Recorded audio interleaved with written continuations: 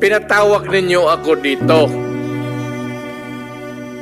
Hindi ko kayo pinipilit na maniwala sa akin. Makinig kayo kasi ako galing talaga sa baba.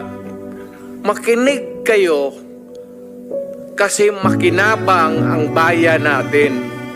Hindi ang yabang ko dito, ang bayan ang makinabang natin. Hindi ako nagyayabang, galit talaga ako sa droga. Kasi sinisira nila ang bayan ko. Ang mahirap dyan, ang mga anak.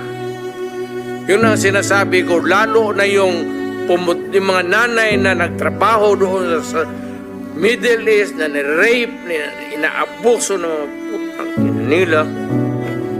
Tapos magpadala ng pera dito para sa pag-aral ng mga bata.